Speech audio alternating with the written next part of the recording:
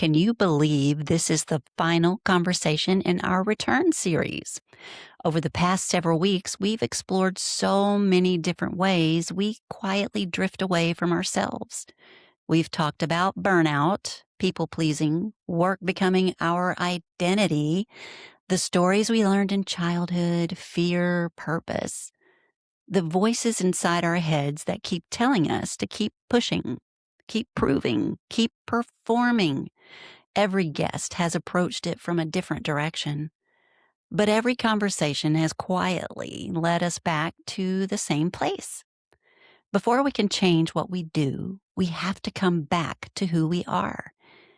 That's why I couldn't think of a better guest to close this series than Elaine Starling. During our conversation, she said something so simple that I almost missed it. She said, "Notice your breath." That's it. Not create the perfect plan and not fix your whole life, not conquer every unhealthy habit overnight. Just notice your breath.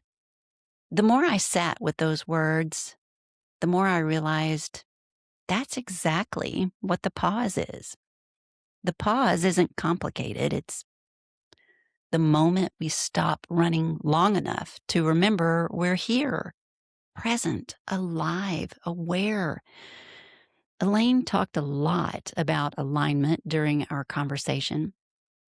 Whether you hear that through a spiritual lens, a psychological lens, or simply through the lens of being human, I think there's something beautiful about it.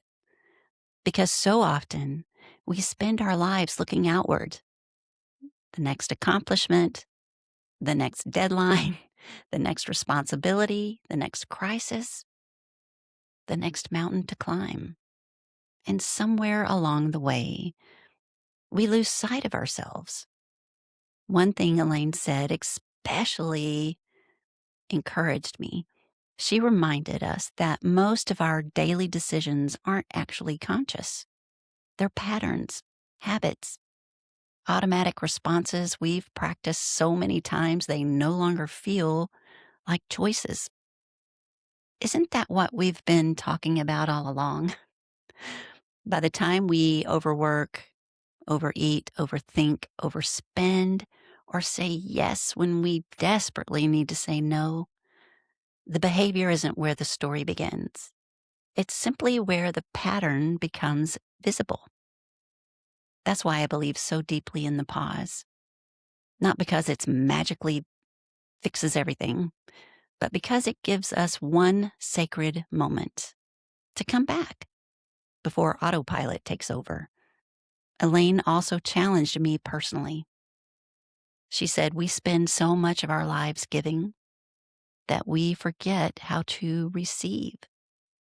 That one stayed with me because if I'm honest, giving has always felt safer than receiving. Maybe you felt that too. So as we close this return series, here's the question I'm taking with me. What if the next right step isn't doing more?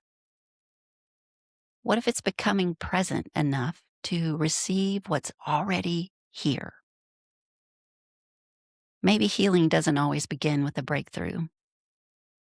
Maybe it begins with one breath, one pause, one moment of coming back to yourself.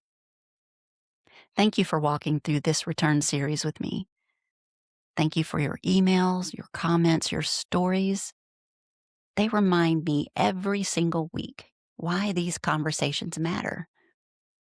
And next Thursday, we begin a brand new chapter. We've spent the last several weeks learning how to return to ourselves.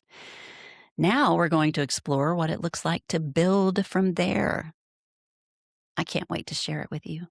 Until then, pause, notice your breath, and choose the next right thing.